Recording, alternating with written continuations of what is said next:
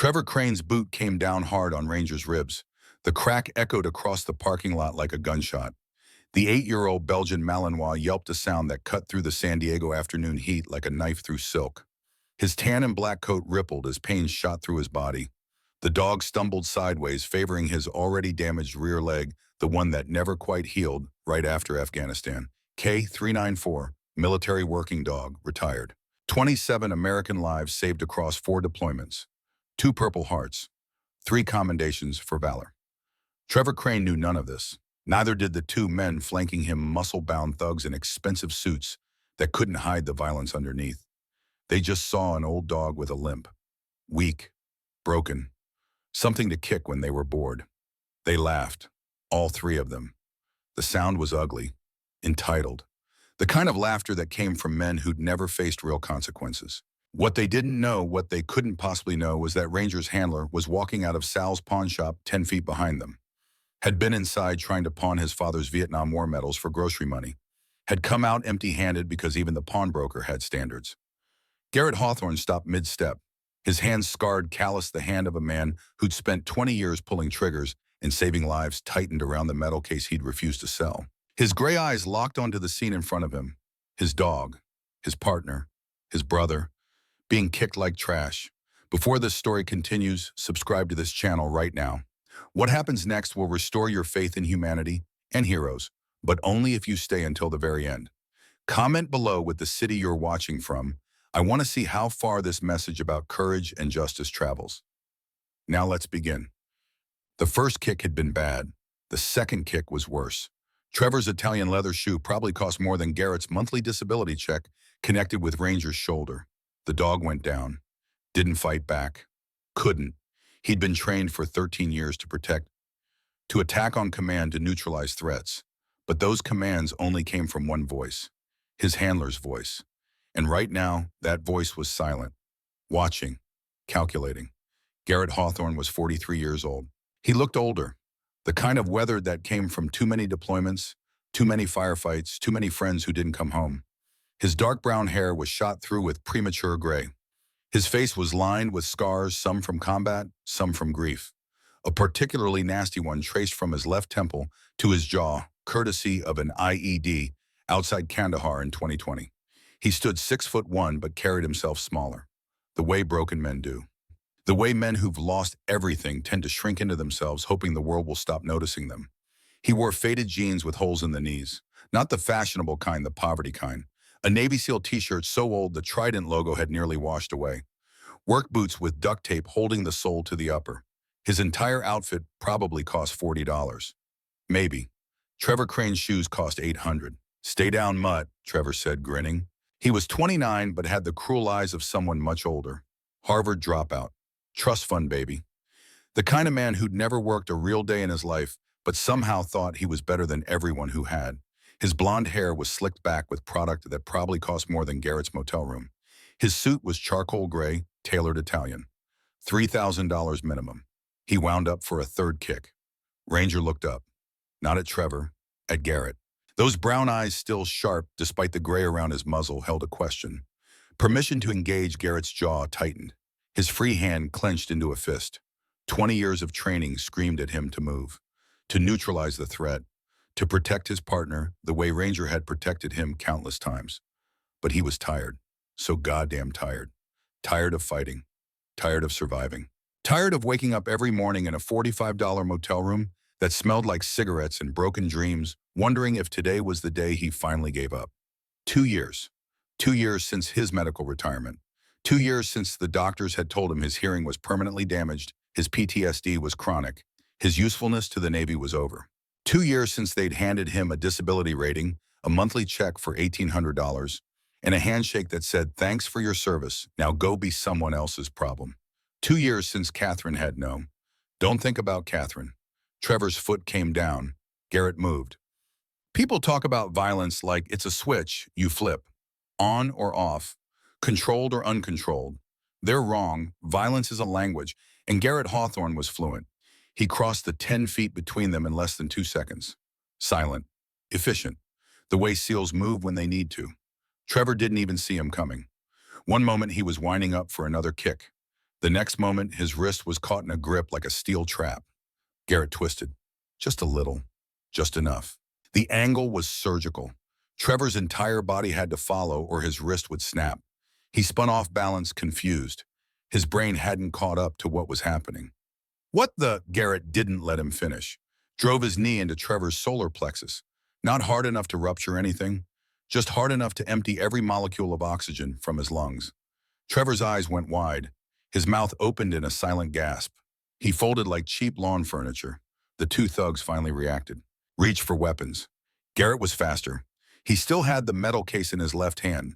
Used it like brass knuckles. Caught the first thug across the jaw, a backhand strike that sent the man stumbling into a parked car. The case popped open.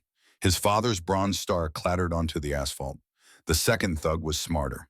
Kept his distance. Drew a pistol from inside his jacket. A Glock 19. Standard street enforcer weapon. Don't, Garrett said. His voice was quiet, almost gentle. The kind of quiet that made smart people nervous. This thug wasn't smart. He raised the gun. Ranger hit him from the side like 85 pounds of fury and training. The dog had been waiting, watching. The moment Garrett engaged, so did he. That's what partners do. The Belgian Malinois clamped onto the thug's gun arm, not the hand, the forearm, where the muscles controlling the fingers bunched and bit down with 650 pounds of pressure per square inch. The gun clattered to the ground. The thug screamed, went down. Ranger released immediately, backed off, returned to Garrett's, awed, sat. Perfect military discipline, even 2 years retired. The whole thing took 7 seconds. Trevor was on his hands and knees trying to remember how to breathe. The first thug was leaning against a Toyota Camry, bleeding from his mouth. The second thug was cradling his arm, whimpering. Civilian bystanders in the parking lot had scattered. Someone was probably calling the police. Garrett knelt down, picked up his father's bronze star, wiped the dust off it, put it back in the case. His hands were shaking. Not from fear, from rage, the kind of rage that had been building for 2 years, the kind that had nowhere to go until today. He walked over to Trevor, crouched down, made eye contact. That dog, Garrett said quietly, has saved 27 American soldiers, has pulled wounded men from burning vehicles, has detected IEDs before they could kill entire squads, has done more good in his 8 years than you'll do in your entire worthless life. Trevor tried to say something, couldn't, still couldn't breathe right. You kicked him, Garrett continued. That was your first mistake. Your second mistake will be coming after him again. Or me, or anyone I care about. Because if you do, I won't stop at a knee to the gut. I'll put you in the ground. Do you understand me? Trevor nodded, face purple. Eyes streaming tears. Garrett stood up, turned to Ranger. Come. The dog fell into step beside him. Slight limp, bruised ribs, but moving, still fighting, the way warriors do. They walked away, left 3 men bleeding in a parking lot, left whispers and pointed fingers, and probably a dozen cell phone videos that would be on the internet within the hour. Garrett didn't care. He'd spent 20 years protecting people who didn't know his name, who'd never thank him, who'd never understand what he'd sacrificed. And for 2 years after he'd been invisible, forgotten. Another broken veteran the system chewed up and spit out, but he wasn't invisible anymore. And Trevor Crane had just made the worst mistake of his privileged, protected life. Garrett's motel room was depressing even by motel standards. The Sunset Inn, $45 a night, weekly rate if you paid cash, no questions asked. The kind of place where the neon sign outside flickered because half the letters were burned out, where the walls were thin enough to hear your neighbor's arguments, coughing fits, and despair, where the carpet was brown because it had been brown when it was installed in 1987 and 27 years of foot traffic had only made it browner. Room 114, ground floor, corner unit. Garrett had chosen it specifically for the exit options. Window faced the parking lot. Door open to a walkway with stairs nearby. Old habits from 2 decades of mission planning. Always know your exits. Always have a backup plan. He sat on the edge of the bed, spring-shot mattress, lumpy sheets clean enough, but threadbare, and examined Ranger. The dog stood patiently while Garrett's hands moved over his ribs, his shoulders, his legs, checking for breaks, for damage, for anything that needed a vet. Ranger whined softly when Garrett pressed on his left ribs. Bruised probably, maybe a hairline fracture. Hard to tell without an x-ray. And x-rays cost money Garrett didn't have. His wallet sat on the nightstand. He knew exactly what was inside without looking. $87. 3 days until his disability check deposited. $87 to cover food gas and whatever emergency came up. An emergency vet visit would cost $200 minimum, maybe $500 if Ranger needed real treatment. Garrett looked at the metal case. His father's Bronze Star. Vietnam, 1968. His father had died when Garrett was 16, heart attack, too much stress, too many years of carrying war inside his chest, but not before teaching his son what it meant to serve, to sacrifice, to do what's right even when it costs you everything. Garrett had tried to pawn it today, had actually walked into Sal's pawn shop, set the case on the counter, and said how much. Sal had looked at him like he'd just suggested selling his own child. Can't do it. Hogwasel had said. That was 70 Korean War vet, ran the pawn shop more as a community service than a business. That's your daddy's metal. You pawn that, you'll hate yourself, and I'll hate myself for taking it. I need groceries, Garrett had said. Then go to St. Patrick's. Father Murphy runs a food bank, but you don't sell your daddy's honor for groceries. So Garrett had walked out, empty-handed, hungry, wondering how the hell he'd ended up here. 43 years old, Navy SEAL with 20 years of service, 2 Purple Hearts of his own, a Silver Star, commendations that meant something when he wore the uniform, but meant nothing when he wore jeans with holes in them. His phone buzzed. Cheap flip phone, prepaid, $20 a month. The screen showed a San Diego number he didn't recognize. Yeah, he answered. Mr. Hawthorne. A woman's voice. Professional. Clipped. This is Detective Rebecca Calloway, San Diego Police Department. I need to talk to you about an incident this afternoon involving Trevor Crane. Garrett closed his eyes. Of course. Of course the police were involved. He'd assaulted the son of one of San Diego's most powerful. I'm calling to thank you, Detective Calloway continued. And to warn you. That made Garrett open his eyes. Thank me. Trevor Crane is a piece of shit, Calloway said bluntly. So is his father, Silas. The Blackwater Collective has been terrorizing Little Italy for 2 years. Extortion, assault, arson. We can't touch them. Judges on a payroll, cops on payroll. Every case we build gets buried. Garrett said nothing, just listened. Old SEAL habit. Gather intelligence before you speak. Trevor filed assault charges against you, Calloway said. But 3 witnesses came forward, said they saw him kick your service dog first, said you were defending your animal. District attorney declined to prosecute. Okay, Garrett said slowly. But here's the warning, Calloway said. The Cranes don't let things go. Trevor's got a broken ego. Silas has a reputation to protect. You embarrass them.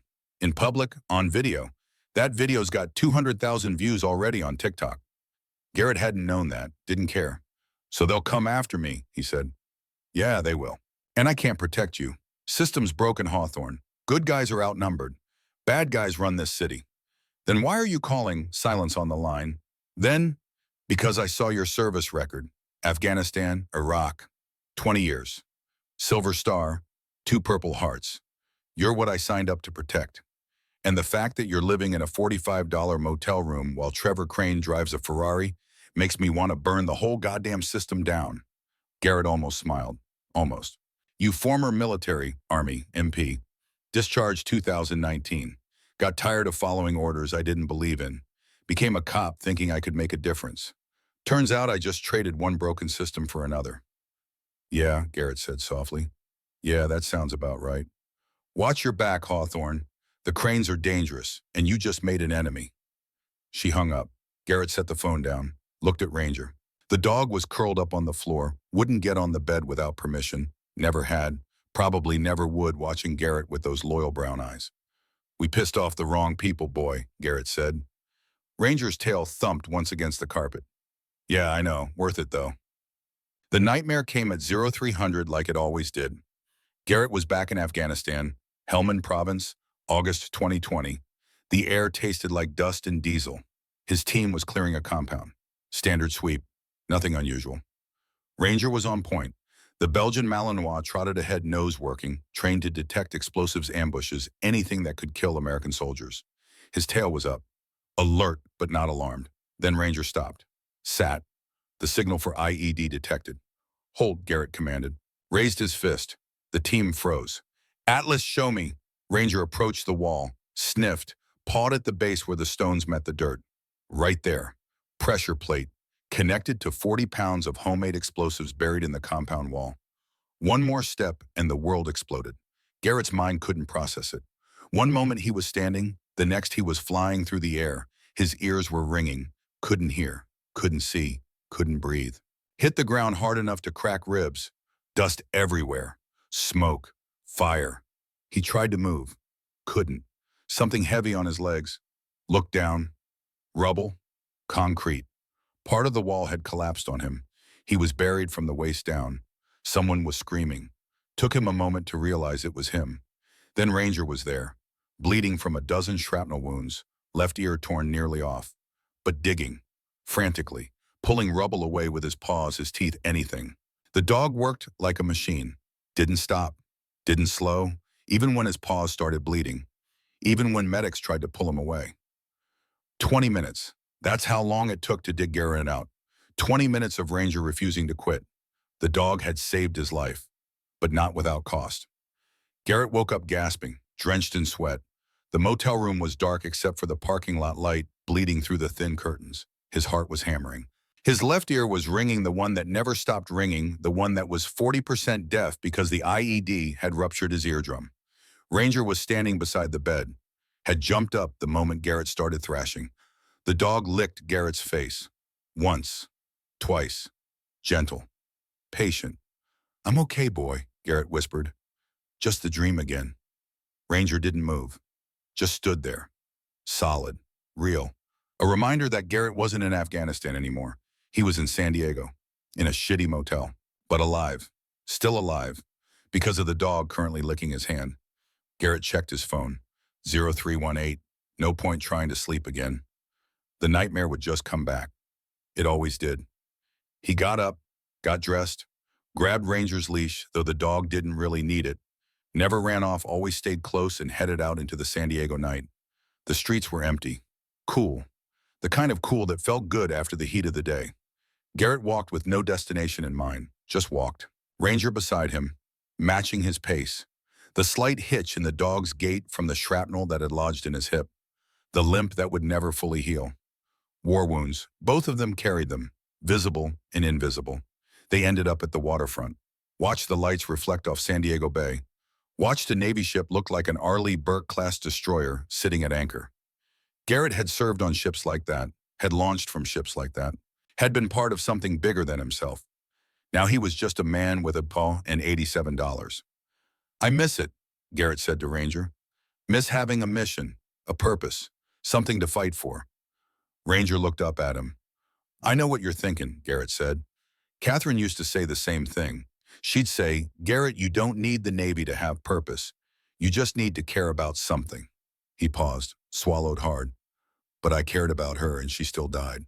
Catherine Hawthorne, his wife, the woman who'd waded through 6 deployments, who'd sent care packages and letters and love across 8,000 miles, who'd been diagnosed with stage 4 ovarian cancer while Garrett was in Afghanistan, who'd fought for 8 months while Garrett fought to get emergency leave that kept getting denied because the mission came first. The mission always came first.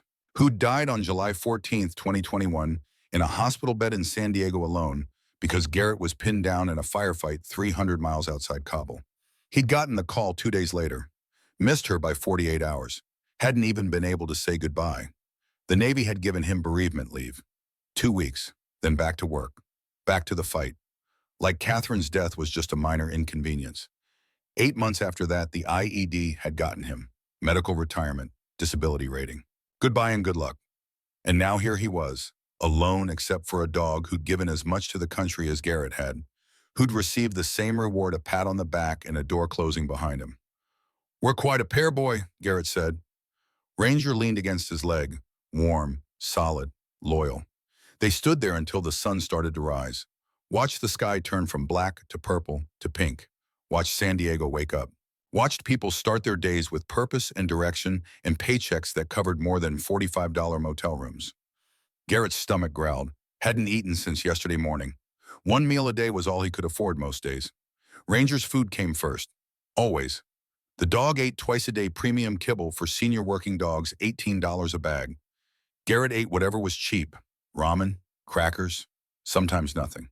He checked his phone, 0647. The diner on 5th Street opened at 7. Coffee was $1. Free refills. He could nurse 1 cup for an hour if he had to. "Come on," he said to Ranger. "Let's get some coffee." "Dad." The Shamrock and Shield Irish pub didn't look like much from the outside. It was squeezed between a dry cleaner and a vacant storefront in Little Italy, the kind of neighborhood that had been Italian in the 1950s and was now a mix of everything: artists, immigrants, young professionals, old-timers who refused to leave. The pub's sign was hand-painted faded green, showing a shamrock on a medieval shield. The windows were dark wood, the door heavy oak, the whole place screaming working class in a neighborhood slowly being swallowed by luxury condos and fusion restaurants. Garrett had never been inside, had walked past it 100 times. His motel was 6 blocks away, but had never gone in. Bars weren't his thing anymore. Too many memories of drinking to forget things he couldn't forget. But the sign in the window said Veterans Welcome, an Irish breakfast, $4. 99 inches, and his stomach was eating itself from the inside out. So he pushed through the door. Ranger at his side. The interior was exactly what you'd expect. Dark wood everywhere. Boxing photos on the walls, Irish flags, NYPD memorabilia. A long bar with stools worn smooth by decades of asses. Booths along the wall. The smell of coffee and bacon and home. It was early 7:15, but the place was already half full. Working men, construction types, a couple of cops in uniform. Old-timers reading newspapers. The kind of place that catered to people who started their day before sunrise. "Sit anywhere, hon," called a voice from behind the bar. Female. Young, Irish accent still thick despite probably years in America. Garrett chose a booth in the back. Corner, good sightlines to the door in the kitchen. Old habits. Ranger settled at his feet. Didn't need to be told, just knew. The waitress appeared 30 seconds later. She was young, maybe 22, with red hair pulled back in a ponytail. Green eyes, freckles, scattered across her nose like paint flecks. Pretty in an approachable way. The kind of pretty that didn't know it was pretty. She wore jeans and a Shamrock and Shield t-shirt and a smile that seemed genuine. "Morning," she said. "Coffee, please." She filled his cup from a pot that looked like it had been brewing since the Reagan administration. Strong, dark, perfect. "You know what you want or need a minute?" Garrett looked at the menu. The Irish breakfast was $4.99. Eggs, bacon, sausage, black pudding, toast. His mouth watered. But $4.99 plus tax and tip would take him to maybe $75 left until his check deposited. "Just coffee's fine," he said. The waitress, her name tag said Abby, gave him a look. The kind of look that said she'd worked in places like this long enough to recognize hunger when she saw it. "You military?" she asked, nodding at his Navy SEAL t-shirt. "Was. Navy Tao." "Yeah," she smiled. Genuine warmth. "Then breakfast is on the house. House rule. Dad's rule, actually. He's former NYPD. Says we take care of people who take care of us." Garrett started to protest. Pride wouldn't let him accept charity. But Abby was already writing on her order pad. "Irish breakfast, extra bacon, and..." She looked down at Ranger. "Does your dog eat bacon?" "He's not supposed to." "But does he?" Garrett almost smiled. "Yeah, he does." "Then extra bacon." She winked and walked away. Garrett sat back, looked around. The pub felt solid, real, the kind of place built by someone who cared, who put in the work, who created something that mattered. The kind of place Garrett hadn't been part of in 2 years. Abby returned with the food faster than seemed possible. The plate was piled high. Scrambled eggs, rashers of bacon, Irish sausage, black pudding, grilled tomatoes, toast thick enough to use as a weapon, enough food for 3 people. "I can't," Garrett started. "You can and you will," Abby said firmly. "And if you don't finish it, I'm giving the rest to your dog. So you'd better eat unless you want him to get spoiled." She set a second, smaller plate on the floor, 4 strips of bacon. Ranger looked at Garrett, waiting for permission. "Okay," Garrett said softly. Ranger ate like he'd been starving, which he hadn't been. Garrett always made sure the dog ate first, but you'd never know it from the enthusiasm. Garrett ate slower, savoring. When was the last time he'd had a real breakfast? Not ramen, not crackers, real food. He was halfway through when the door opened and Trevor Crane walked in. "Tain." Garrett's hand stopped halfway to his mouth, eggs on his fork. Every muscle in his body tensed. Fight or flight response, adrenaline dump, old training screaming at him to assess the threat, identify exits, prepare for engagement. Trevor wasn't alone. He had 5 men with him this time. Not the same 2 from yesterday. These looked more professional, older, harder. The kind of men who'd done violence and would do it again without hesitation. Trevor's nose was bandaged, probably broken from where Garrett had hit him with the metal case. He walked with a slight limp. Garrett's knee to the solar plexus had left damage.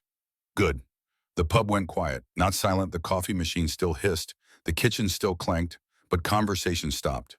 The working men at the bar looked up, recognized trouble, started calculating whether to stay or leave. Trevor scanned the room, his eyes locked on Garrett. A smile spread across his face. Ugly, triumphant. There he is, Trevor said. The tough guy, Navy SEAL. Garrett set his fork down slowly, took a sip of coffee, didn't respond.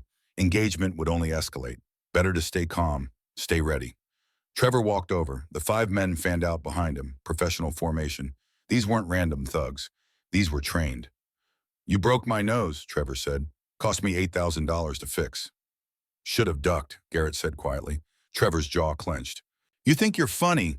You think assaulting me in broad daylight won't have consequences? Your dog is still limping, one of the men behind Trevor said. Russian accent, heavy. The kind of accent that came from Moscow, not Brighton Beach. Perhaps he needs another kick to match. Ranger growled, low, deep. The kind of growl that came from a dog who'd torn through enemy combatants in 3 war zones. Easy, Garrett said without looking down. The Russian smiled. Smart dog. Knows when to be afraid. He's not afraid, Garrett said. He's asking permission. And if I give it, you'll be dead before you hit the ground. The pub went completely silent now. Trevor leaned down, got in Garrett's face. Close enough that Garrett could smell expensive cologne and entitlement. My father wants to meet you, wants to make you an offer. Not interested. You haven't heard the offer. Don't need to. Trevor's smile widened.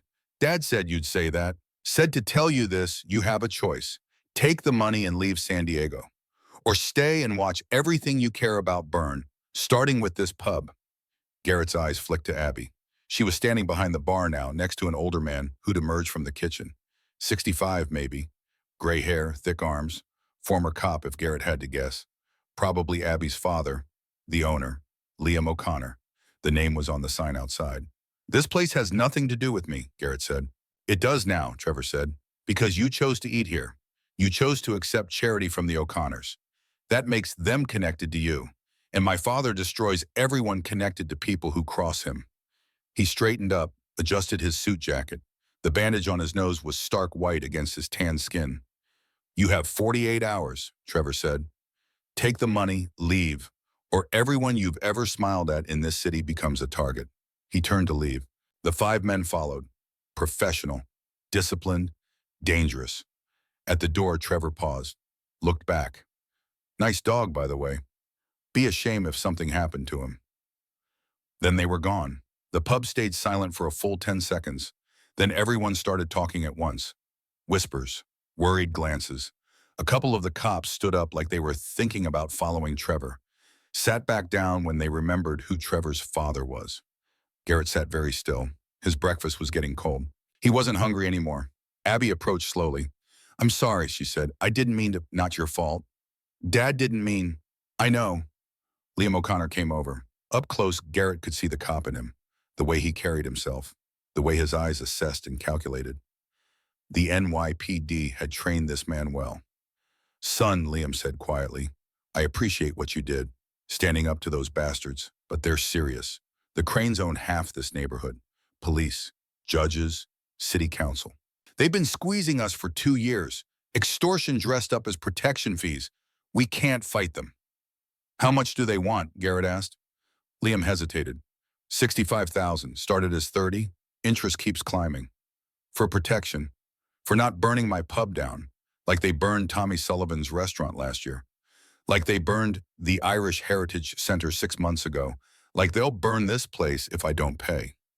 Garrett looked around at the boxing photos, the NYPD memorabilia, the worn stools and scratched tables and everything that said this place mattered to someone. How long you been running this pub? Garrett asked. 30 years. Came from Dublin in 94. Bought this place in 85 with everything I had. Raised Abby here. Her mother's buried 3 blocks away. This pub is all I got left of the life we built. Garrett nodded slowly. Understood. Places like this weren't just businesses, they were legacies. They were proof that someone had existed, had mattered, had built something worth remembering. The Cranes were trying to erase that. For what money power? Because they could. I can't pay you back, Liam said, but if you need a place to stay, meals, whatever, it's yours for standing up to them yesterday. I didn't do it for payment. I know, that's why I'm offering. Garrett stood, dropped a $5 bill on the table, all the tip he could afford, but it was something. Ranger stood beside him. Mr. Hawthorne, Abby said. She looked scared, young, vulnerable, the kind of scared that came from 2 years of paying extortion to criminals who thought they were untouchable. What are you going to do? Garrett looked at her, at Liam, at the pub that meant everything to them, at the working men at the bar who'd probably been coming here for decades, at the community that Trevor Crane wanted to destroy for profit. He thought about 20 years in the Navy, 20 years of protecting people who needed protecting, 20 years of doing what's right even when it cost him everything. He thought about Catherine, about the promise he'd made at her funeral, to live, to find meaning, to not waste the life she'd fought so hard for him to have. He thought about Ranger, about a dog who'd given everything for his country and gotten kicked for his trouble, and he made a decision. I'm going to stay, Garrett said quietly, and I'm going to make sure the Cranes never hurt you again. Abby's eyes widened, but they'll let them try. He walked out, Ranger beside him, into the San Diego morning, into whatever came next. Behind him he heard Liam O'Connor say, God help us, that man just started a war. Liam was right, but what Liam didn't know, what Trevor didn't know, what Silas Crane was about to learn, was that Garrett Hawthorne had fought wars before, and he'd never lost one that mattered. This one mattered. End of part 1. To be continued in part 2. If this story moved you, subscribe now. Share it with someone who needs to hear it. Comment below with your city and what you'd fight for. Because courage isn't about being unafraid. It's about doing what's right even when you're terrified. God bless our veterans. God bless the K-9 heroes who serve beside them. And God bless you for watching. The San Diego Police Department's downtown precinct was buzzing with the activity, even at 0800 hours. Detectives hunched over case files. Uniforms processed arrests from the night before. Coffee machines hissed. Phones rang. The machinery of justice grinding forward one case at a time. Detective Rebecca Calloway met Garrett in the lobby. 39 years old, blonde hair cut short and practical, the kind of stance that screamed former military even in civilian clothes. She wore jeans, a blazer that didn't quite hide her service weapon, and boots that had seen real use. Hawthorne, she said, shaking his hand. Firm grip, no nonsense. Thanks for coming in. You said you had information about the Cranes. Yeah, follow me.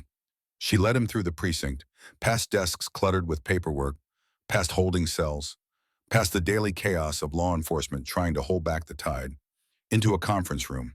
Small, private. She shut the door. What do you know about Blackwater Collective? Calloway asked. Just what you told me on the phone. Silas Crane runs it. Extortion. Violence. Calloway opened a thick file. Photographs spilled out. Crime scenes, burned buildings, bodies, years of work compressed into manila folders. Silas Crane is 61, she said. Former investment banker. Lost everything in the 2008 crash. Came to San Diego in 2010 with nothing. Built Blackwater from the ground up. How went on real estate initially. Bought properties in Little Italy when they were cheap. Gentrification was coming. But Silas got impatient. She pulled out a photo. Burned building. Patrick Murphy, Irish pub owner. March 2022. Refused to sell. Building burned. Patrick died trying to save it. Medical examiner ruled it accidental. But you don't think so. Patrick's daughter swore she heard him screaming that the doors were locked from outside. We investigated. Found nothing. No evidence of arson. Case closed. Calloway's jaw tightened. But I knew Patrick. Good man. Careful. His electrical was up to code. I checked it myself a month before. She flipped to another photo. Vietnamese restaurant. Gutted. Michael Tran, October 2022. Same story. Wouldn't sell. Building burned. His mother died. 83 years old. Smoke inhalation. Another photo. Car wrapped around a telephone pole. Woman inside, 40s. Dark hair. Sarah Kelly, February 2023. Investigative journalist. Working on a story about real estate fraud in Little Italy. Single car accident. Highway 163. Brake failure. Garrett studied the photos. Recognized the pattern. This wasn't random. This was systematic elimination. And this one, Calloway said quietly. She pulled out another photo. Garrett's world stopped. Catherine, his Catherine, standing in front of a bookstore, smiling, alive. What the hell is my wife doing in your file? Calloway met his eyes. Catherine was researching a book about veteran healthcare. She interviewed dozens of vets at the VA hospital, started noticing a pattern, veterans dying from accidental overdoses. All of them prescribed opioids by the same doctor. All of them owed money to the same loan company. What loan company? Blackwater Financial Services, subsidiary of Blackwater Collective. They target desperate veterans, offer loans with reasonable rates. Then the rates triple. Vets can't pay. Blackwater offers solutions. Work off the debt. Make deliveries. Except the deliveries are drugs. And if they refuse, Garrett's hands were shaking. He pressed them flat on the table. You think Blackwater killed Catherine? Catherine contacted the FBI in May 2021. Said she had evidence, names, financial records. She was scheduled to meet with federal prosecutors in July, share everything she'd found. She died in July. July 14th, 2 days before her scheduled meeting. Calloway pulled out medical documents. Stage 4 cancer. Doctor said she had 6 to 12 months. She died in 3. After being treated by Dr. Richard Vance, who happens to sit on Blackwater Financial's board of directors. You have proof. Nothing that would hold in court. Medical records are sealed. Vance retired 6 months after Catherine died. Moved to Costa Rica. Won't respond to inquiries. The federal meeting was canceled for lack of a witness. How many veterans died? 14 confirmed. 47 suspected over 3 years. 14 confirmed. 47 total. Men and women who'd survived war only to be murdered by criminals in suits. And Catherine. Catherine who tried to help them. Who died trying to expose the truth. I need everything you have, Garrett said. Every file, every photo, every name. Hawthorne. Everything. Calloway studied him. Combat veteran recognizing another. Someone who understood that some fights weren't optional. If you go after them, they'll kill you, she said. They already killed my wife. Yeah, we can't prove that. Then I'll prove it. She pulled out a flash drive, set it on the table. 3 years of investigation, witness statements, financial records, everything I could copy. If anyone asks, you stole it. Garrett took the drive. Thank you. Don't thank me. I'm sending you into a war you can't win. Silas has 50 soldiers, cops on payroll, judges who owe him. The DA won't touch him. FBI says no jurisdiction. You're one man with a retired K-9. I've faced worse. In Afghanistan, you had a team. Here you have nothing. Garrett looked at her. I have Ranger. That's enough. His phone rang before Calloway could respond. Unknown number. Yeah. Mr. Hawthorne. The voice was old, cultured, expensive schools and country clubs. My name is Silas Crane. I believe you've met my son. Garrett said nothing, let the silence stretch. Trevor tells me you're a problem, Silas continued. A Navy SEAL with a hero complex and nothing to lose. That makes you dangerous, but I'm reasonable. I'm prepared to offer you $80,000. Cash, tax-free, enough to start over somewhere far from San Diego. All you have to do is leave today. No. Mr. Hawthorne, I don't think you understand. I own this city. Police, judges. You cannot win. You can only die, or watch everyone you care about die first. You're the one who doesn't understand, Garrett said quietly. I've been watching people I care about die for a decade. My friends, my team, my wife.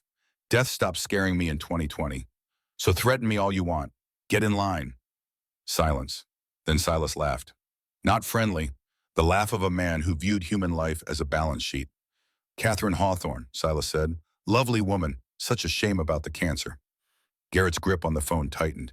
You know what's interesting about cancer treatment? So many medications. So many doctors. So easy for things to go wrong. A dosage error here. Contaminated medication there. Who could say what happened? You killed her. I eliminated a problem. She was going to testify. Going to destroy infrastructure I'd spent years building. I couldn't allow that. You're admitting it. On a phone call. You're recording? Silas laughed again. I own the phone company. This call doesn't exist. And even if it did, who would believe you? Homeless vet with PTSD versus a respected businessman. Garrett glanced at Calloway. She held up a second phone. Recording FBI issued. Encrypted. Here's what happens next, Silas said. You'll turn down my offer, play hero. Then I'll kill everyone you've smiled at in the past 48 hours. The O'Connors, Detective Calloway, anyone who showed you kindness, and I'll make you watch. You touch them. And what you'll kill me, Silas's voice went cold. Bigger men than you have tried. They're dead. I'm not. Know why? Because I'm smarter, patient, protected. And you're just a broken soldier playing pretend. The line went dead. Garrett sat very still, counted to 10, forced the rage to crystallize into something useful. Did you get it? He asked Calloway. She checked the FBI phone. Every word, admission to Catherine's murder, threats against civilians. This is evidence. Will it hold up in court? Maybe, maybe not. Silas has expensive lawyers, but it's something, more than we had yesterday. Garrett's phone buzzed. Text message. Unknown number. A photograph. Abby O'Connor walking to her car after her shift. A red laser dot on her back. The message, last warning, leave or she dies. Sunrise. Garrett showed it to Calloway. Son of a bitch, she said. They're already moving. That's tonight. Maybe 10 hours. Then I have 10 hours to stop them. How we don't even know where they're holding operations. Garrett pulled out the flash drive. You said you have 3 years of investigation on here. Blackwater properties, addresses, places they operate. Yeah, but then I find Abby, get her somewhere safe. Force Silas to make a mistake. That's not a plan, that's suicide. You have a better idea. Calloway didn't. They both knew it. Garrett spent the next 4 hours in a library. Public computer, free internet, loading Calloway's files.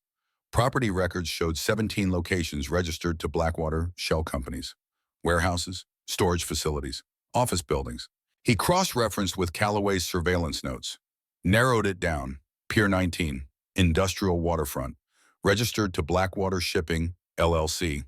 Surveillance notes indicated unusual activity, trucks coming and going at odd hours, guards, professional security.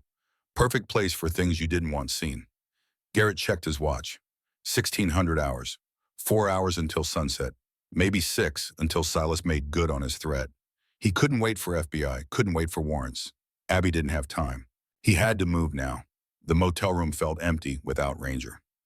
Garrett changed into dark clothes. Black jeans, black long-sleeve shirt, dark jacket, civilian tactical gear. Nothing that screamed military, but everything that worked. He left a note on the bed, simple, direct. Ranger, if I don't come back, Detective Calloway has instructions. You'll be taken care of. You're a good boy, the best. I love you. Then he walked out, didn't look back. If he looked back, he'd lose his nerve. Pier 19 was 40 minutes on foot. Garrett moved through Little Italy like a ghost, staying in shadows, avoiding cameras, old skills, rusty but functional. The industrial waterfront was exactly what he'd expected. Chain link fences, warehouses, shipping containers stacked high, security lights creating pools of brightness and darkness. Pier 19 was third from the water, 2-story concrete and steel. No ground floor windows, 3 visible cameras, 4 guards walking patrol patterns. Professional setup, military-grade security.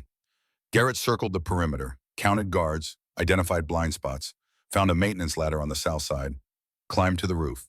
Skylight, old, dirty, locked. He wrapped his jacket around his elbow, punched through, glass shattered. The sound seemed impossibly loud in the quiet night. He froze, listened. No alarm, no shouts. Either they didn't have roof sensors or he'd gotten lucky. He cleared the glass, dropped through. 12 feet to concrete floor. His knees screamed on impact. Not 25 anymore. Body didn't absorb falls the way it used to. He crouched, let his eyes adjust. Warehouse interior. Boxes, pallets, forklifts, light bleeding from under a door in the far corner. Voices, multiple people. Conversation, not argument. Garrett moved toward the light, silent, controlled. The door was metal, industrial, small window. He risked a look. Office, 6 men, playing cards, drinking. Assault rifles against the wall. And in the corner, tied to a chair, gagged Abby O'Connor. She was alive. Terrified, but alive. Garrett assessed. 6 armed men between him and Abby. No weapon, no backup. Terrible odds. But he'd faced worse in Helmand Province. Had survived firefights that should have killed him. This was just another mission. Another extraction. He tested the door handle, unlocked. Overconfident. Mistake. He took 3 breaths. Let training take over. Muscle memory. A decade in the teams. You didn't forget. He opened the door fast. The first man barely turned before Garrett was on him. Throat strike, crushing the windpipe. Down in 2 seconds. Second man reached for his rifle. Too slow. Garrett kicked his knee, shattered it, followed with an elbow to the temple. Unconscious. Third and fourth came together, coordinating, smart. Garrett grabbed a chair, swung, caught three across the face. Spun, slammed it into four's gut. Fifth pulled a pistol. Got a shot off, wild, high. Garrett closed distance, disarmed him with a wrist lock, used the pistol like a club, brought it down on Five's skull. Once, twice, until he stopped moving. Sixth was smart, didn't fight, ran for the door, shouting, "Breach, we have breach." Garrett let him go.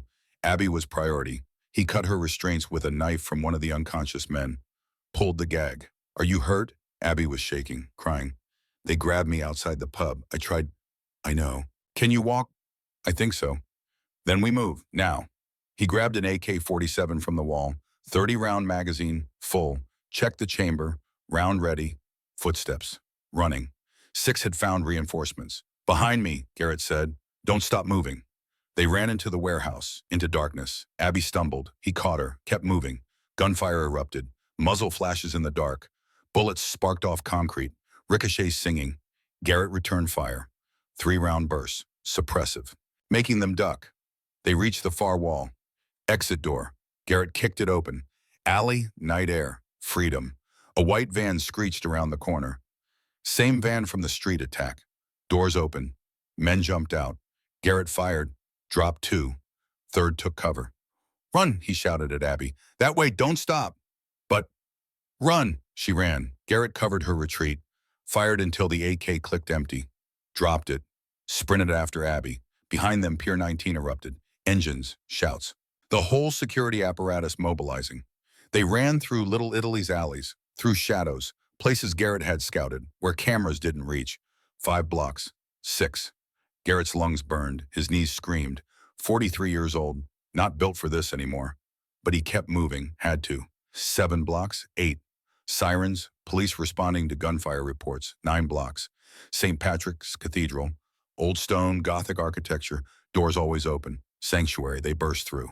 Into candlelight and incense. Into peace. Father Murphy was there. 69 years old. White hair. Kind eyes that had seen too much suffering.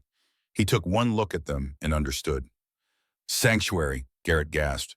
"Granted," Father Murphy said. "Come." He led them through the nave, into the rectory, private quarters. "They'll come," Garrett said. "Blackwater. They'll search. Let them. This is God's house." Abby collapsed into a chair, shock setting in. Father Murphy wrapped a blanket around her. "Child, you're safe now." Garrett's phone buzzed. Callaway. "Whole precinct mobilized. Shots fired, Pier 19. What did you do?" He texted back, "Saved Abby. They kidnapped her, proof Blackwater trafficking." 3 dots. Then, "FBI wants statement. Stay put. Coming to you." Father Murphy made the call to Liam O'Connor, told him Abby was safe. Garrett sat in silence, counted the quantum. 5 men killed tonight, maybe 6. Self-defense. Defense of another. Legal justification. But they were still dead. Still someone's sons. Maybe brothers. Maybe fathers. War made you good at killing. Peace made you bad at living with it. "Thank you," Abby said. Her voice was small. "For coming for me. I'm the reason they took you. You're the reason I'm alive." Outside, sirens grew louder. Red and blue lights through stained glass. FBI arriving. Garrett stood. Time to tell his story. Time to turn evidence into action. Special Agent Marcus Webb took his statement. Former Marine, recognized a warrior, asked good questions, listened more than he talked. 3 hours later, Webb shut his folder. "We arrested Silas Crane at 0600 this morning," Webb said. "Simultaneous raids on 4 Blackwater locations. Silas Trevor, 23 lieutenants, all in federal custody." Garrett felt something loosen in his chest. Not relief, just the knowledge that the immediate threat was contained. Charges of racketeering, money laundering, kidnapping, attempted murder, and thanks to your recording, conspiracy to commit murder in Catherine Hawthorne's death. Webb stood. "Silas is looking at 40 years minimum. Federal prison. No parole. What happens to me? You're in gray area. You broke into a private facility, engaged in a firefight, killed 5 people. Self-defense. Defense of another. I know. DAA knows. But Silas has expensive lawyers. They'll claim vigilante violence. This is going to trial. I'll testify about everything. Good, because we need you. Webb offered his hand. For what it's worth, thank you. You did what we couldn't. After Webb left, Calloway entered. She looked exhausted. 20-hour days showed. Hawthorne, we need to talk. What happened? While you were giving statements, something happened at your motel. Garrett's heart stopped. What happened? Blackwater sent soldiers, 4 of them, looking for you, found Ranger instead. No, no, no, no. Where is he? Emergency vet, El Cajon Boulevard. Critical condition. Garrett was moving before she finished. Out the door, down the hall, Calloway followed. I'll drive. She drove fast, lights flashing, cutting through morning traffic. What did they do? Garrett asked. Broke ribs, fractured his leg, internal bleeding. The vet said if he'd been younger, he might have had better odds. But at 10 years old with his previous injuries? She didn't finish, didn't need to. Calloway pulled out her phone, showed him crime scene photos. Room 114. Door kicked in, furniture overturned, blood on the floor. Too much blood. And in the center Ranger, the photo was time-stamped 0423 hours, while Garrett was rescuing Abby. 4 men had entered, Blackwater soldiers, looking for Garrett. Found his partner instead. The motel security footage showed what happened next. Ranger had been sleeping. The door exploded inward. Ranger was up instantly, barking, snarling, placing himself between intruders and his handler's empty bed. First man had a bat, swung it. Ranger dodged, went for his arm, latched on, brought him down. Second man kicked Ranger's injured rear leg, the old wound from Afghanistan. Ranger yelped, released, stumbled. Third man had a cattle prod, 50,000 volts into Ranger's ribs. The dog convulsed, went down. They didn't stop. Bat to the ribs, once, twice. Bones cracking even on silent footage. Boots to the spine, the head, the legs. Ranger tried to get up, tried to keep fighting, made it halfway before the 4th man brought the bat down on his rear leg. The fracture was visible even on grainy video. The leg bent wrong. Ranger collapsed. They left him there, bleeding, broken, still trying to guard the empty room. The motel manager found him 20 minutes later, called 911. Ranger was still breathing, barely. Garrett stared at the photos until they blurred. Where is he? His voice came out broken. Emergency vet, surgery in progress. The clinic was a low brick building. Calloway pulled up to the entrance. Garrett was out before the car stopped. Inside smelled like antiseptic and fear. A receptionist tried to stop him. Calloway flashed her badge. Dr. Sarah Martinez was scrubbing out when they arrived. 40, competent, exhausted. Mr. Hawthorne, where's Ranger? Recovery. He survived surgery. But I need to be honest about his condition. How bad? We repaired the internal bleeding, set the fractures. But the damage to his rear leg is extensive. Bones already compromised from prior injuries. New fractures compounded the problem. Will he walk? Dr. Martinez hesitated. He'll survive, but he'll never run, never work. Nerve damage alone ensures that. And there's another issue. What? Cost, emergency surgery, overnight care, medications, physical therapy. We're looking at $13,500. Minimum. The number hit like a punch. $13,500. Garrett had $87. His disability check was 6 days away. $1,800 that had to cover everything. I can't pay that, Garrett said quietly. I understand. In cases like this, we recommend humane euthanasia. He's served his country. He wouldn't feel pain. Just go to sleep. No. Oh, Mr. Hawthorne. No, he doesn't die because I'm poor. Find another option. Then how do you propose? I'll figure it out. How long do I have? Immediate crisis is managed, but continued care is essential. If you can't pay within 48 hours, we have to make decisions. 2 days. Impossible. Can I see him? Dr. Martinez led him to recovery. 6 cages, Ranger in the largest, lying on his side. Bandages around ribs and leg, 4 in his paw, breathing shallow but steady. Garrett knelt, put his hand through the bars, touched Ranger's head. The dog's eyes opened slightly, unfocused from sedation. But they found Garrett, recognized him. Ranger's tail twitched once, weak but there. Hey boy, Garrett whispered. I'm sorry, should have been there. Should have protected you. Ranger's tongue came out, licked Garrett's fingers. You're going to be okay. Whatever it takes, I promise. The dog's eyes closed, drifted back unconscious.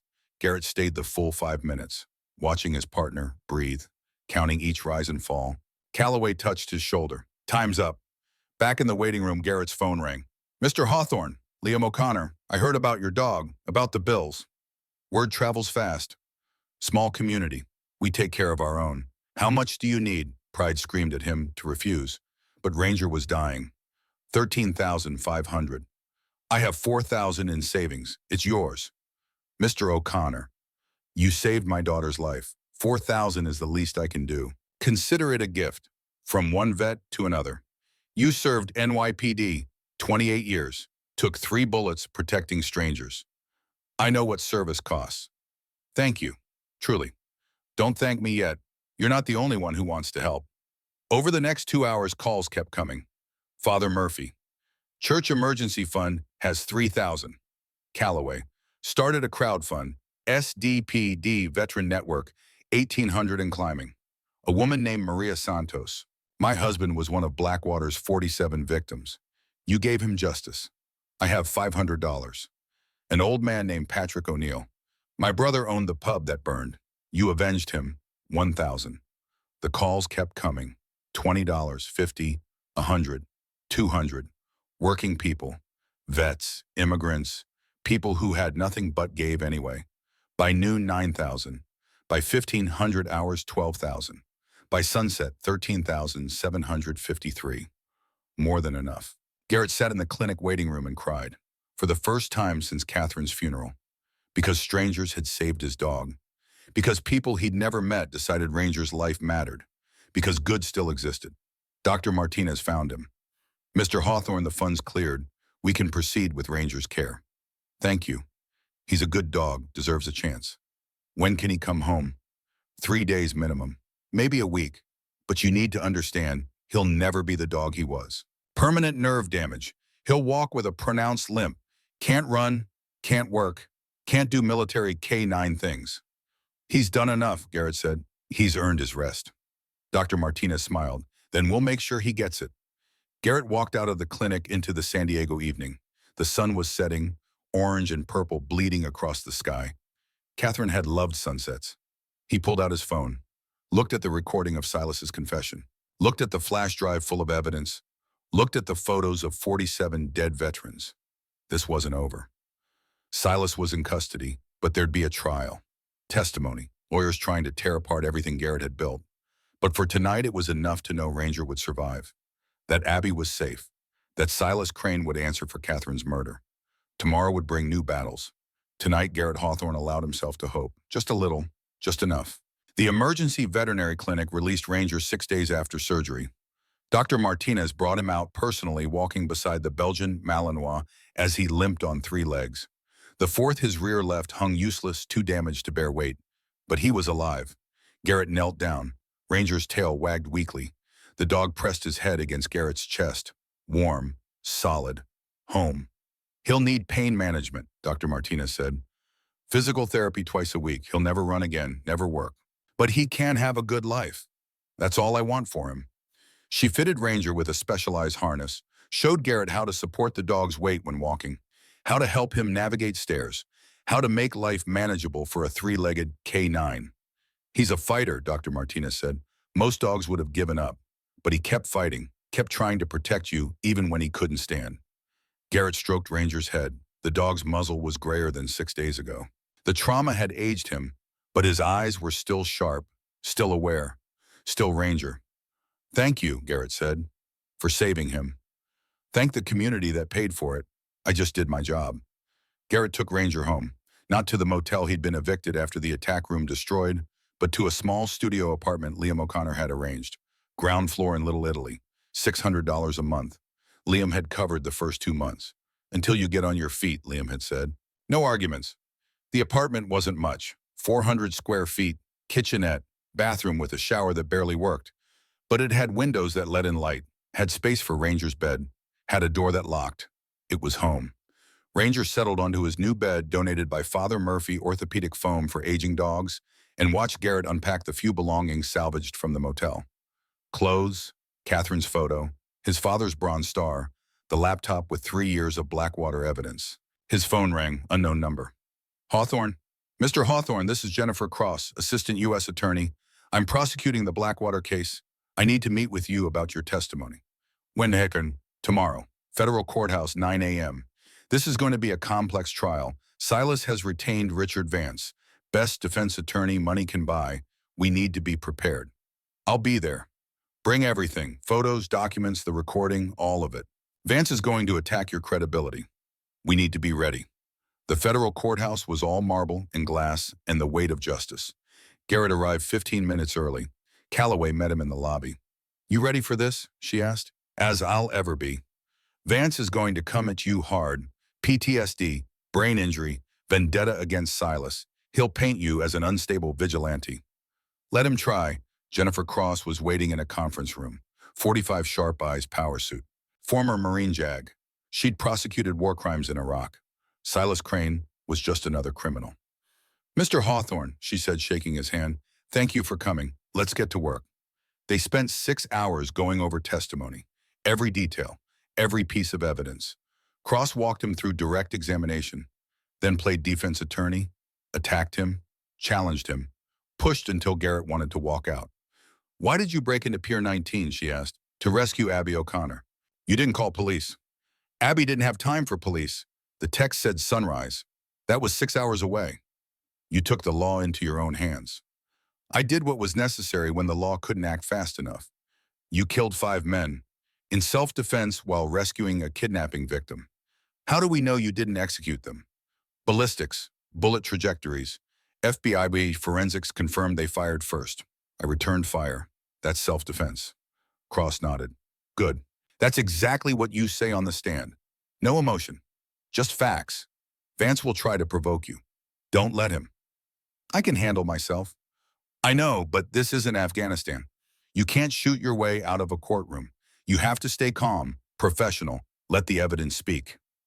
They worked until 1800 hours. Cross finally closed her files. Trial starts in 2 weeks, she said. Jury selection first, then opening statements. You'll testify on day 3 or 4. Between now and then, stay visible. Stay clean. No confrontations. No bar fights. Nothing Vance can use. Understood. One more thing. Cross pulled out a photo. Silas Crane, distinguished. Gray hair, expensive suit. This man killed your wife, killed 47 veterans, destroyed countless lives. When you're on that stand, remember why you're there. For them, not for revenge. Garrett looked at the photo, felt nothing. No rage, no hatred, just cold determination. Justice. That's all he wanted. The next 2 weeks crawled. Garrett spent his days preparing testimony, his nights with Ranger helping the dog learn to walk again. Physical therapy, slow walks around the neighborhood, building strength in the 3 good legs. The community rallied. Liam brought groceries. Father Murphy checked in daily. Calloway stopped by with case updates. Even Dr. Martinez called to check on Ranger's progress. Garrett had spent 2 years alone, broken, invisible. Now he had a community, people who cared, who showed up, who refused to let him fall. It felt strange, uncomfortable, good. On the Friday before trial, Garrett visited Catherine's grave. First time since the funeral. He'd avoided it. Too painful, too raw. But today he needed to go. Mount Hope Cemetery was quiet. Rolling hills, old trees. Catherine was buried in the veterans section. Plot 447. Simple headstone. Catherine Ann Hawthorne, 1985 to 2021. Beloved wife, advocate, fighter. Garrett knelt in the grass, placed his hand on the stone, still warm from afternoon sun. Hey, Kate, he said quietly. I know it's been a while. I'm sorry. I wasn't ready before, but I am now. A breeze moved through the trees, almost like Catherine was listening. I found out what happened, how you died. Silas Crane, Blackwater, the doctor who poisoned you. Garrett's voice cracked. I'm so sorry I wasn't there. That I couldn't protect you.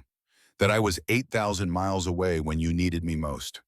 The guilt was still there, would always be there, but it felt lighter now, less crushing.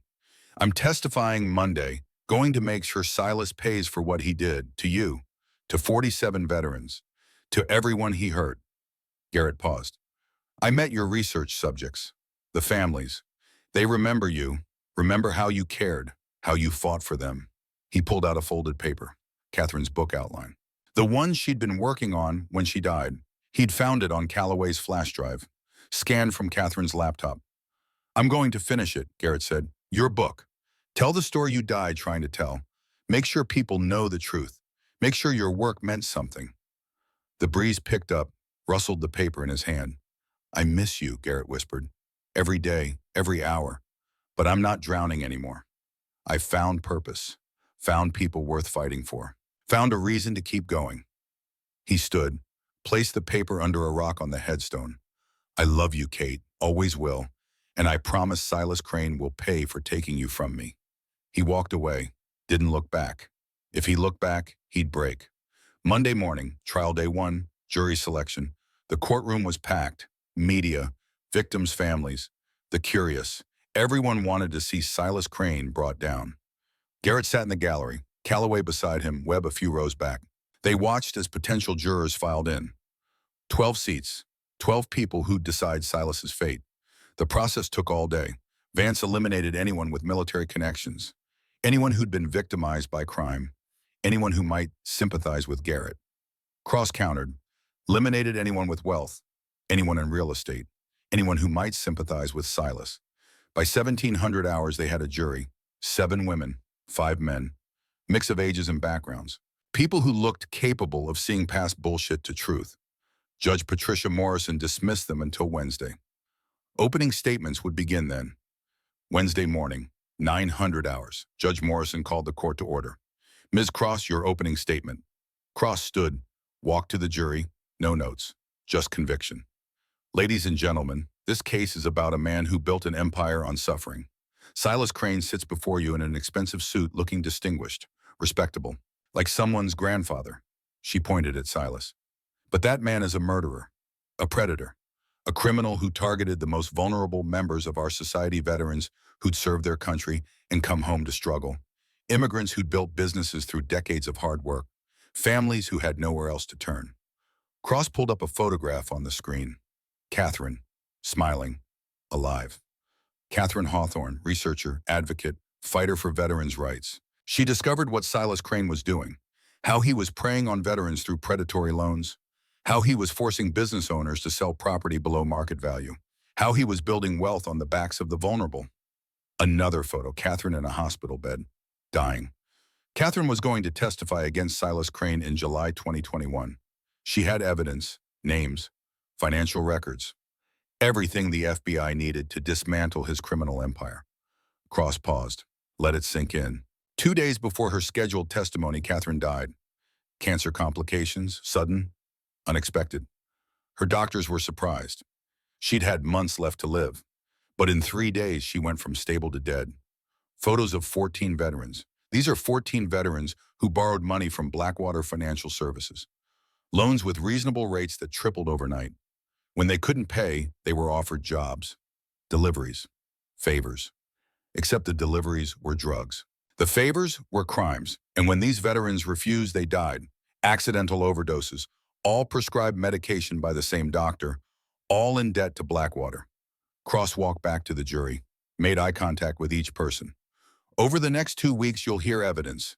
You'll hear testimony from witnesses, from FBI agents, from the man who risked everything to expose the trial with Navy SEAL Garrett Hawthorne.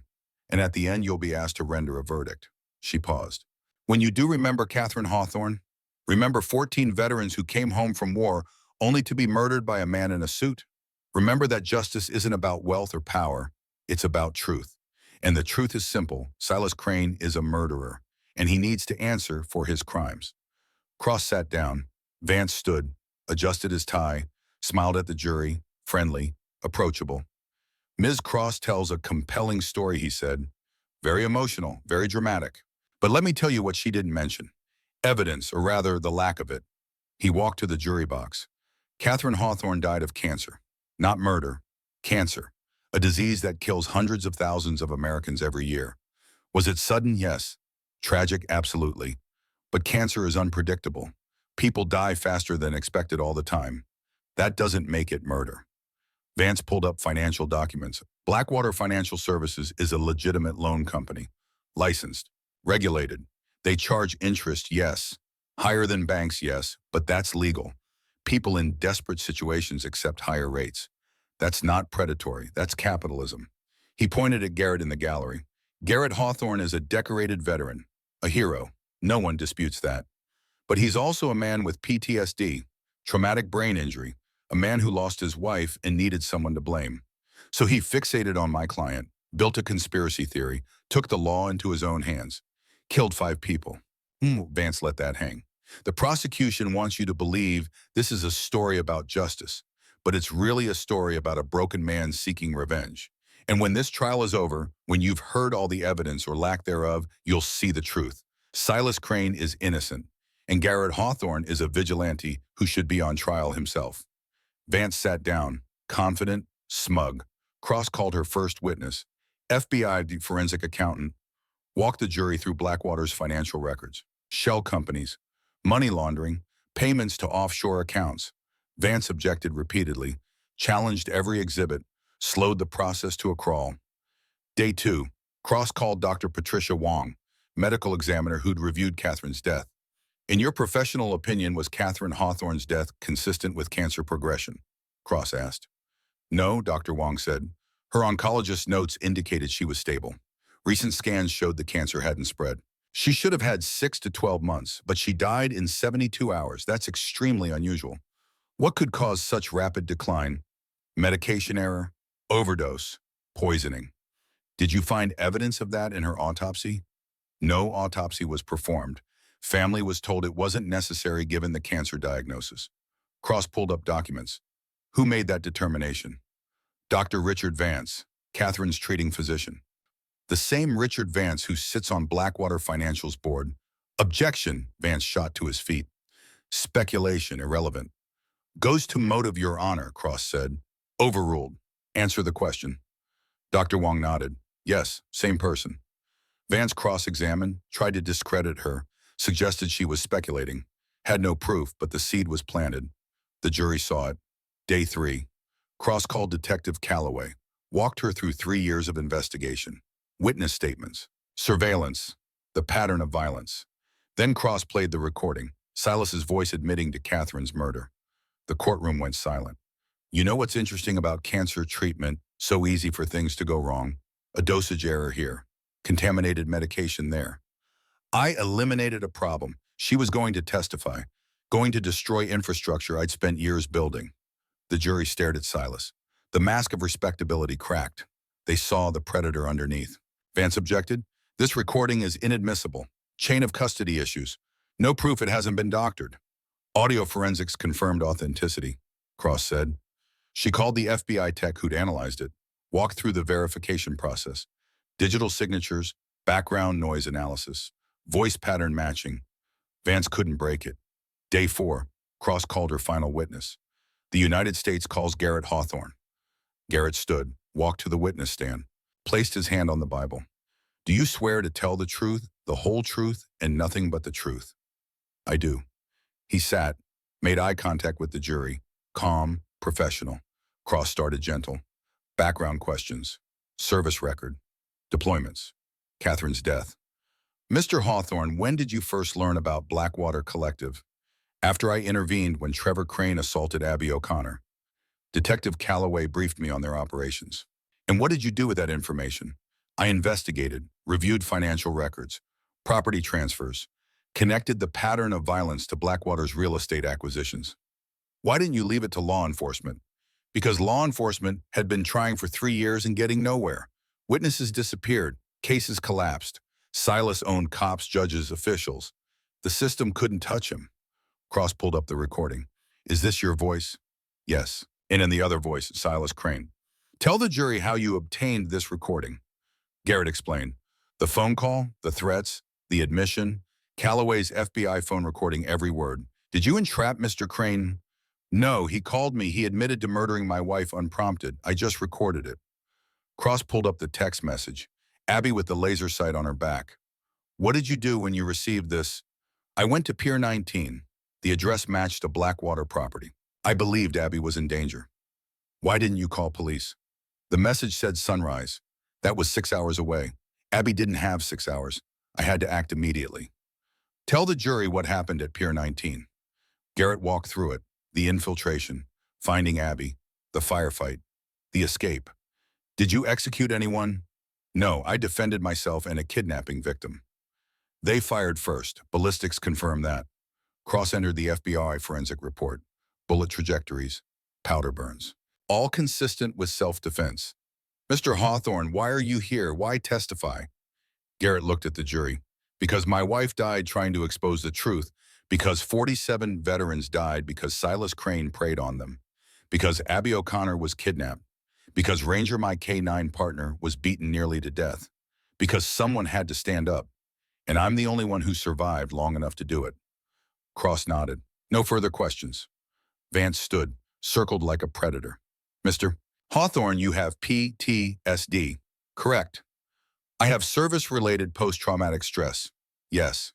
You have traumatic brain injury, hearing loss, and mild TBI from an IED blast. Neither affects my cognitive function. But you have flashbacks, nightmares. I have nightmares about Afghanistan. That doesn't make me incompetent. You killed 5 men at Pier 19.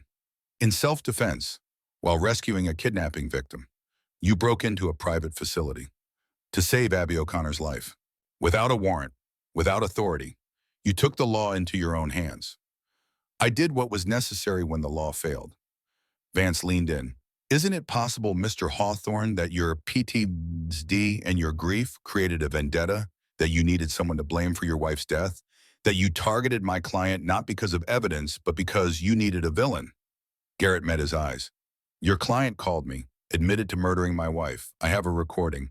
That's not a vendetta. That's evidence. A recording that you claim is authentic. A recording that FBI now forensics verified. The FBI that you worked with, that you provided evidence to. The FBI that arrested your client based on overwhelming evidence of criminal activity.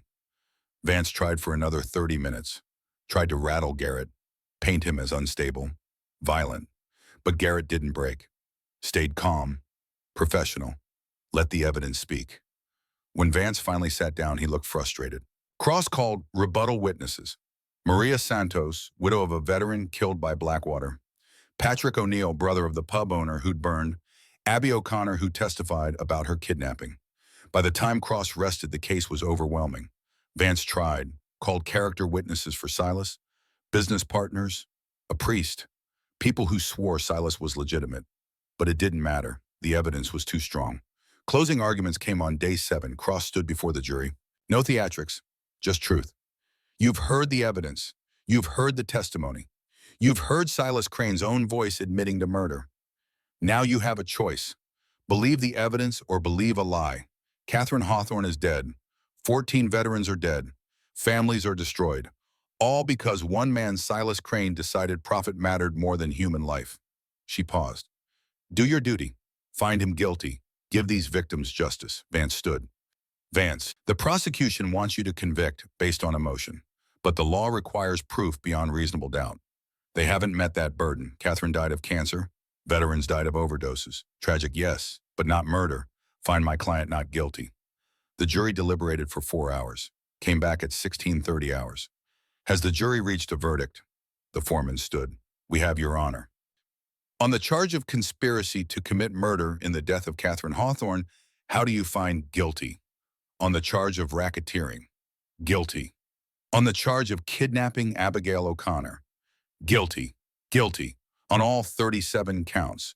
The courtroom erupted, victims' families crying, media rushing for phones. Silas showed no emotion, just sat there. Mask finally shattered. Judge Morrison banged her gavel. Order, sentencing will be in 2 weeks. As bailiffs led Silas away, he turned, made eye contact with Garrett. No words, just recognition. Predator acknowledging a stronger predator. Then he was gone. Outside the courthouse, media swarmed. Cameras, questions shouted. Garrett ignored them. Found Calloway. We did it, she said. Actually did it. You did it? 3 years of work. I just testified. You did more than testify. You gave these families justice. Garrett looked out at San Diego, the city Catherine had loved, the city he'd saved piece by piece. What happens now? Calloway asked. Now I go home, take care of Ranger, figure out what comes next. 2 weeks later, sentencing hearing, Judge Morrison looked down at Silas. Mr. Crane, you've been convicted of 37 felonies. Before I impose sentence, do you have anything to say? Silas stood, looked at the families in the gallery. I regret nothing. I built an empire, employed hundreds, created wealth. If some people couldn't keep up, that's not my fault. That's capitalism. No remorse, no humanity. Judge Morrison's expression hardened. Mr. Crane, I've been a federal judge for 23 years. I've sentenced murderers, terrorists, the worst humanity has to offer. But you're different. You don't see your victims as human. You see them as obstacles, as profit margins, as acceptable losses.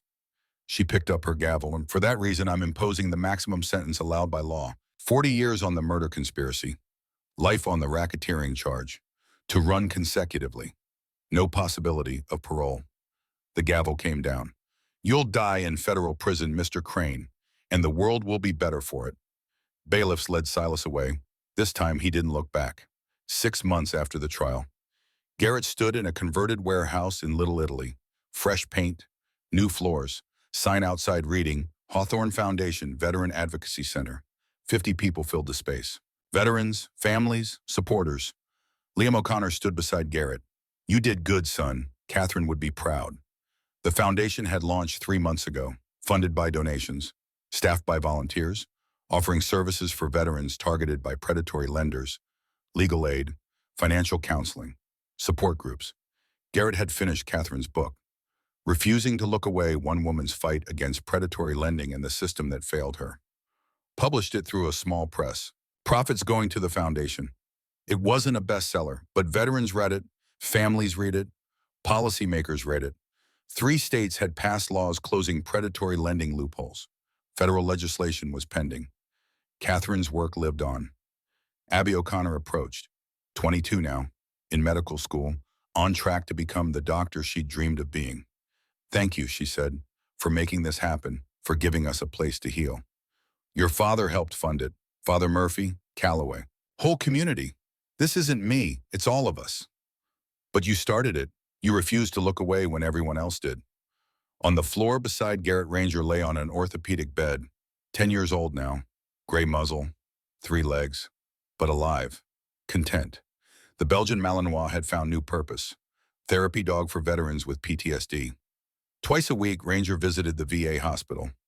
Let veterans pet him, share their stories, find comfort in a dog who understood trauma, the dog who'd been beaten, who'd lost the ability to work, had become something more important than a canine, had become hope. A young veteran approached. Marine, Iraq veteran, missing his left arm. He knelt beside Ranger. Can I? He asked. Of course, the Marine scratched Ranger's ears. The dog's tail thumped. He understands, the Marine said. Doesn't he? He knows what it's like. Yeah, Garrett said. He knows. The Marine sat on the floor. Ranger rested his head on the man's lap. They stayed like that for 10 minutes. No words, just shared understanding between broken warriors. That evening, after everyone left, Garrett sat alone in the foundation office. Ranger on the floor beside him, laptop open. He was working on a new project, database of predatory lenders, resources for veterans, early warning system to identify scams before they destroyed lives. His phone rang. Unknown number. Hawthorne. Mr. Hawthorne, this is Captain Thomas Brennan, Veterans Crisis Center. I heard about your foundation, about what you're doing. We'd like to partner with you, expand your model to 12 cities across California. 12 cities. Veterans everywhere are being targeted, not just by Blackwater, by dozens of organizations. We need your expertise, your model, your willingness to fight. Garrett looked at Ranger. The dog was watching him, brown eyes still sharp. Send me the details, Garrett said. Let's talk. 1 year after the trial, Garrett stood in the Shamrock and Shield Irish pub. The place was packed. Veterans, families, community members. Liam O'Connor raised his glass. To Garrett Hawthorne, to Ranger, to Catherine's memory, to everyone who refused to look away from suffering, to everyone who fought back, Slainte. Slainte, the crowd echoed. Garrett looked around, saw faces he knew, lives he'd touched, community he'd helped protect. On the wall, a new photograph, Garrett and Ranger. The day they'd stopped Trevor Crane. Underneath a plaque, in memory of Catherine Hawthorne, researcher, advocate, fighter. Her work lives on through every veteran, saved every family, protected every voice that refused to stay silent. Abby appeared beside him. My father wants to thank you, officially, for everything. He already has, many times. Then he wants to thank you again. She smiled. Also, there's someone here who wants to meet you. She led him through the crowd. To a woman, mid-50s, familiar features. Mr. Hawthorne, the woman said, I'm Patricia Kelly, Sarah Kelly's sister, the journalist who died in the car accident. Garrett remembered. The photo from Calloway's file, February 2023. Sarah was investigating Blackwater when she died, Patricia said. Her death was ruled accidental, but I never believed it. Not until your trial. Not until I heard the evidence. She pulled out a folder. These are Sarah's notes, everything she'd found. I want you to have them. Use them. Finish what she started. Garrett took the folder. Inside were pages of research, names, dates, financial records. Sarah Kelly had been building the same case Catherine had. 2 women, 2 researchers, both dead because they tried to expose truth. Thank you, Garrett said. I'll make sure their work matters.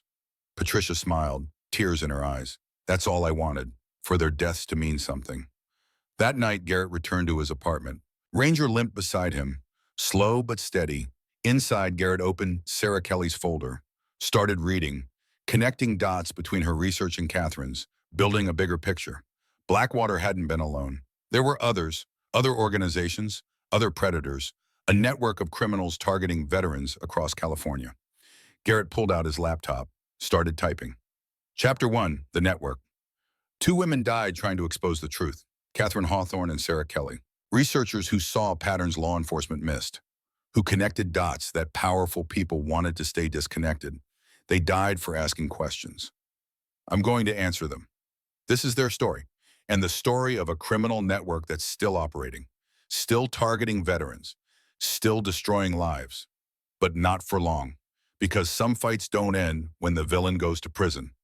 Some fights are just beginning. Ranger climbed onto the couch, settled beside Garrett, warm weight against his leg. One more fight, boy, Garrett said. Then maybe we rest. Ranger's tail thumped. They worked through the night, Garrett researching, documenting, building cases, Ranger sleeping beside him, occasionally waking to lick Garrett's hand, reminding him he wasn't alone. By sunrise, Garrett had identified 6 organizations with patterns similar to Blackwater. Predatory lenders targeting veterans, real estate developers forcing sales, criminals hiding behind legitimate businesses. He sent the files to Calloway, to Webb, to Cross, to everyone who'd helped take down Silas Crane. The network was bigger than one man, but it could be dismantled. One organization at a time, one victim at a time, one predator at a time. Garrett's phone buzzed. Text from Calloway. Got your files? FBI is interested. Want to meet next week. This could be big. He texted back, I'm ready. Because that's what warriors did. They fought. Even when broken. Even when tired. Even when rest seemed impossible. They fought for people who couldn't fight for themselves. 3 years after Silas Crane's conviction. Garrett stood at Catherine's grave, Ranger beside him. The dog was 13 now, gray everywhere, moving slower, but still here, still fighting. Hey, Kate, Garrett said. It's been a while. Wanted to give you an update. He knelt, placed flowers on the headstone. Your book helped change laws in 7 states. The foundation you inspired has helped 347 veterans. We stopped 6 organizations modeled after Blackwater. 6 more Silas Cranes who won't hurt anyone again. A breeze moved through the cemetery, warm, gentle. Ranger's getting old, so am I. But we're not done. Still work to do, still people to protect, still fights worth fighting. He stood. I miss you, every day. But I'm not drowning anymore. I found purpose, found community, found a reason to keep going. He paused. Thank you for showing me what courage looks like. For fighting even when the cost was your life. For refusing to look away from suffering. He touched the headstone. I love you, Kate, always will, and I promise your work will never be forgotten. He walked away, Ranger limping beside him, into the San Diego afternoon, into whatever came next, because the fight never ended. The predators never stopped. The vulnerable always needed protecting. But as long as Garrett could stand, as long as Ranger could walk beside him, they'd keep fighting. Not because they were heroes, because it was right. And in a world that often felt wrong, where rightness mattered more than anything. Back at the apartment, Garrett's phone rang. Webb. Hawthorne, we got another one. Oceanside, loan company targeting vets. Same pattern as Blackwater. You interested? Garrett looked at Ranger. The dog was watching him, alert, ready. Send me everything you have, Garrett said. Because some men don't retire from service. They just find new ways to serve. Some men don't stop being warriors when the uniform comes off. They carry the warrior spirit into civilian life. Garrett Hawthorne was one of those men. And with Ranger beside him, broken three-legged but unbowed, he'd keep fighting. Forever. Until the job was done. Or until he couldn't stand anymore. And even then he'd crawl. That's what protectors do. They protect. The end. If this story moved you, honor it by sharing. Share it with a veteran who needs hope. Share it with someone fighting their own battle. Comment what you're fighting for, because we all have battles. We all have choices. Stand up or sit down. Look away or fight back. Give up or keep going. Garrett chose to fight. Ranger chose to protect. Catherine chose to expose truth. What will you choose? God bless our veterans. God bless the K9 heroes who serve beside them. God bless everyone who stands up when others sit down. And God bless you for watching until the end. Semper Fi, Huya. In protecting others, Garrett saved himself. Perhaps you will too.